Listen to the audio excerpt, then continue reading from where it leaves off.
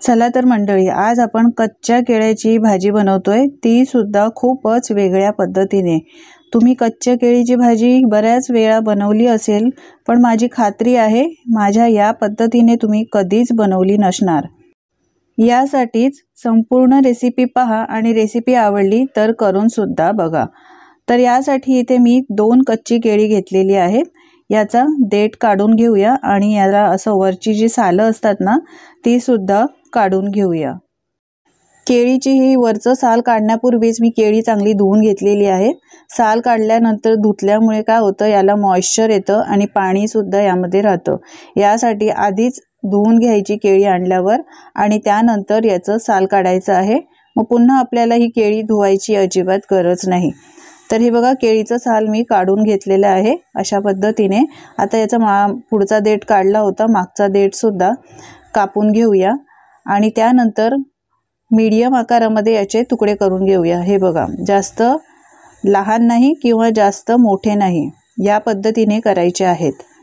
अशाच पद्धतीने हे बघा, दुसऱ्या केळीचं सुद्धा मी असेच हे तुकडे करून घेतलेत। केळी दोन्ही कापून घेतलेले आहेत। हे बघा, याचा आकार तुम्ही असा पाहू शकता। यानंतर ही दोन्ही केळी कापलेली एका मिक्सिंग बोलमध्ये मी काढून घेतली आहे। आता काही मसाले घालूया। तर आधी इथे मी 1 चमचा आलं, लसूण, मिरची आणि कोथिंबीरची पेस्ट घातली आहे। घरगुती मसाले घालूया। पाव चमचा हळद पावडर, हा लहान चमचा आहे, तर 1 चमचा मी इथे लाल तिखट आणि 1 चमचा धणे जिरे पावडर घातली आहे। अर्धा चमचा गरम मसाला घालायचा। आपण मसाल्याचा वापर नंतर सुद्धा करणार आहोत, त्यामुळे यामध्ये मसाला थोडा कमीच घालायचा आहे। मीठ घालूया। अर्धा चमचा मीठ घातलाय। मिठाचा वापर सुद्धा आपण नंतर करणारच आहोत, यासाठी मीठ सुद्धा थोडं कमीच घालायचं। यानंतर 1 मोठा चमचा बेसन घेतलेला आहे। बेसन घातल्यामुळे याला बाइंडिंग चांगली येते। आता हाताने सगळं व्यवस्थित मिक्स करून घ्यायचं, म्हणजे मसाले आणि बेसन चांगले व्यवस्थित या केळ्यांच्या कापांना लागतात। मंडळी, तुम्हाला जर माझी रेसिपी आवडत असेल तर प्लीज एक लाईक करायला अजिबात विसरू नका आणि तुम्ही कुठून ही रेसिपी माझी पाहता हे सुद्धा कमेंट करून नक्की सांगा, म्हणजे मी तुमचे आभार मानेन आणि मलाही कळेल की माझी रेसिपी ही कुठून पाहिली जाते। हे बघा, सगळं व्यवस्थित कोट करून घेतलंय, छान मिक्स करून घेतलंय। सगळे मसाले या केळ्यांच्या कापांना व्यवस्थित लागलेले आहेत। अजिबात इथे पाण्याचा वापर करायचा नाही। आता झाकण ठेवूया आणि 5 मिनिटं असंच हे बाजूला ठेवून देऊया। आता हे असंच बाजूला ठेवलंय, तर यासाठी आता आधी आपण एक मसाला बनवून घेऊया। मसाला बनवण्यासाठी इथे मी कढई गरम करायला ठेवली आहे। 2 चमचे तेल घालायचं। यानंतर इथे मी 2 उभे पातळ चिरून घेतलेले कांदे घेतले। खूपच कमी साहित्यात आपण हा मसाला बनवतोय, अगदी खूप घरगुती साहित्यामध्ये मसाला बनवतोय, जास्त सामानाचा वापर सुद्धा केलेला नाही, तरी सुद्धा ही भाजी अप्रतिम लागते खायला। नक्की करून बघा। कांदा आता थोडा 2 मिनिटं परतून घ्यायचा आहे, यामुळे याचा कच्चेपणा निघून जातो आणि याचा वास आहे जो उग्र, तो पण सुद्धा निघून जातो। कांदा छान परतून घेतलाय। हे बघा, चांगला परतला गेलाय, कच्चेपणा गेलेला आहे यामधला। आता 2 स्लाइस केलेले असे, म्हणजे रफली चॉप करून घेतलेत। 2 टोमॅटो मोठे घातलेले आहेत। यानंतर 1 मोठी हिरवी मिरची घेतली आहे, 2 तुकडे करून, आणि इथे मी 2 काश्मीरी मिरची आणि 1 लाल तिखट मिरची घेतली आहे। या धुवून घेतलेल्या आहेत मी व्यवस्थित। यानंतर 10-12 लसणाच्या पाकळ्या आणि 1 इंच आल्याचा तुकडा घेतलाय। लसणाच्या पाकळ्या लहान होत्या म्हणून मी जास्त घेतलेल्या आहेत। तुमच्याकडे मोठ्या लसणाच्या पाकळ्या असतील 3-4 घाला। आता सगळं व्यवस्थित मिक्स करून घ्यायचं आहे आणि सगळं टोमॅटो कांदा मऊ होईपर्यंत 3-4 मिनिटं हा मसाला छान शिजवून घ्यायचा आहे। गॅसची फ्लेम लो ठेवायची आणि हा मसाला चांगला शिजवून घ्यायचा आहे। तुम्ही पाहू शकता कांदा टोमॅटो छान मऊ झालाय, कांदा सुद्धा आणि टोमॅटो सुद्धा चांगला मऊ झालाय। मसाला तयार आहे। आता पूर्णपणे थंड करायचं आणि मिक्सरला याची चांगली बारीक पेस्ट करून घ्यायची, वाटण करून घ्यायचं। आता ही भाजी करण्यासाठी कढईमध्ये मी इथे 2 चमचे तेल घातलंय। यानंतर आपण मॅरिनेट केलेली केळी होती ती यामध्ये घालायची आणि फक्त 2-3 मिनिटं याला परतून घ्यायची आहे।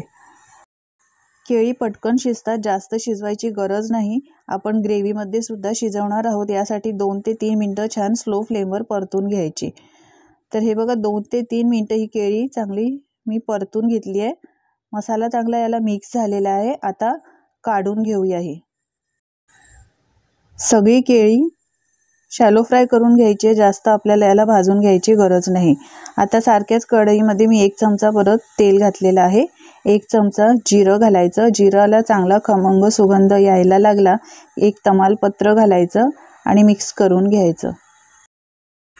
आता वाटून घेतलेला मसाला यामध्ये घालायचा आहे। हा मसाला मिक्सरमध्ये वाटताना यामध्ये पाणी अजिबात घालायचं नाही, कारण कांदा आणि टोमॅटोमध्ये सुद्धा पाणी असतंच, तर कांदा आणि टोमॅटोमुळे हा मस्त एकदम बारीक वाटला जातो। पाणी घालायची अजिबात गरज लागणार नाही। मसाला कढईमध्ये घातल्यानंतर मिक्स करून घ्यायचा आहे आणि फक्त 1-2 मिनिटं आपल्याला शिजवून घ्यायचं आहे। जास्त शिजवायची गरज नाही, कारण आपण हा मसाला चांगला भाजूनच बनवलेला आहे। 1-2 मिनिटं छान शिजवून घ्यायचं आहे। आता काही मसाले घालूया। तर आपण केळी मॅरिनेट करताना सुद्धा मसाले घातले, त्यामुळे थोडेच मसाले घालायचे। पाव चमचा हळद पावडर, 1 चमचा लाल तिखट, अर्धा चमचा काश्मीरी मिरची पावडर घातली रंग चांगला येण्यासाठी, 1 चमचा धणे आणि जिरे पावडर घातलेली आहे। आता व्यवस्थित मिक्स करून घ्यायचं आहे। इथे मी गॅसची फ्लेम एकदम स्लो ठेवलेली आहे। स्लो फ्लेमवर हे मसाले या वाटणामध्ये व्यवस्थित मिक्स करून घ्यायचे। 2 मिनिटं ग्रेव्ही ही छान शिजवून घेतली आहे, हे बघा। आता यामध्ये पाणी घालूया। तर मिक्सरच्या भांड्यामध्येच मी पाणी घातलेलं आहे। तुम्हाला ही ग्रेव्ही कशी हवी, घट्ट हवी, पातळ हवी, त्याप्रमाणे यामध्ये पाणी घालायचं आहे। चवीप्रमाणे मीठ घालायचं। आपण केळी मॅरिनेट करताना सुद्धा मिठाचा वापर केला होता, त्यामुळे यामध्ये मीठ थोडंसं आधी कमीच घाला आणि गरज लागेल तर तुम्ही टेस्ट करून मिठाचं प्रमाण वाढवू शकता। मिक्स करून घ्यायचं आहे आणि याला चांगली एक उकळी काढून घ्यायची। मला ही ग्रेव्ही थोडीशी घट्ट वाटते, तर मी अजून थोडंसं पाणी घालते। तर 1 वाटी पाणी मी अजून घातलं आहे। मिक्स करून घेऊया आणि ग्रेव्हीला एक चांगली उकळी काढून घेऊया। गॅसची फ्लेम इथे मी फास्ट केली आहे, कारण ग्रेव्ही आपल्याला चांगली एक उकळून घ्यायची आहे। हे बघा, ग्रेव्हीला छान एक कड आलेला आहे। यानंतर आपण मॅरिनेट करून शॅलो फ्राय करून ठेवलेले केळ्याचे काप आहेत ते यामध्ये घालायचे। मिक्स करून घेऊया। यानंतर ज्या बाउलमध्ये मी मॅरिनेट केलं होतं त्यामध्येच थोडंसं पाणी घालते, कारण त्यामध्ये मसाला होता आणि अगदी थोडंसं पाणी घातलंय। आता ही भाजी खायला अप्रतिम लागण्यासाठी थोडीशी कसुरी मेथी घालायची आहे, यामुळे ही भाजी खायला छान लागते। नक्की कसुरी मेथीचा वापर करून बघा। यानंतर अर्धा चमचा गरम मसाला घातलाय, हा घरगुती गरम मसाला आहे, यामुळे फ्लेवर खूप छान येतो। मिक्स करून घ्यायचं आहे आणि याला परत एक उकळी काढून घ्यायची, एक चांगला कड काढून घ्यायचा आहे। यानंतर झाकण ठेवून 7 ते 8 मिनिटं आपल्याला ही भाजी लो फ्लेमवर शिजवून घ्यायची आहे। गॅसची फ्लेम एकदम लो केली आहे मी आणि 7 ते 8 मिनिटं ही भाजी शिजवून घेऊया। जास्त शिजवायची गरज नाही, कारण आपण केळीचे काप आधी परतून सुद्धा घेतलेले आहेत। 7 ते 8 मिनिटं मी ही भाजी छान शिजवून घेतली आहे। मस्त सुगंध येतोय, खायला तर ही भाजी अप्रतिम लागते। गॅसची फ्लेम आता बंद करायची। तुम्ही पाहू शकता केळीचे काप छान शिजलेले आहेत। यानंतर बारीक चिरलेली कोथिंबीर घालायची भरपूर। मस्त ग्रेव्हीवाली कच्च्या केळीची आपली ही रस्सेदार भाजी तयार झालेली आहे। केळी फ्राय करतो, वेगवेगळ्या पद्धतीने आपण ही भाजी बनवतो, सुकी भाजी बनवतो, पण अशा पद्धतीने मंडळी तुम्ही कधी ही भाजी बनवली नसेल तर एकदा नक्की बनवून बघा आणि तुमचे अनुभव माझ्यासोबत शेअर करायला अजिबात विसरू नकात। शेवटी इथे मी क्रीम घातलेली आहे, यामुळे एक रिच लुक येतो, छान दिसते ही भाजी, खायला सुद्धा अप्रतिम लागते। तर मंडळी, माझी खात्री आहे तुम्हाला आजची ही रेसिपी नक्कीच आवडली असेल। जराही आवडली असेल तर प्लीज एक लाईक करा, शेअर करा आणि अशाच नवनवीन रेसिपी पाहण्यासाठी चॅनलला सबस्क्राईब करा। पुन्हा भेटूया अशाच छानशा आणि युनिक रेसिपीसोबत। धन्यवाद।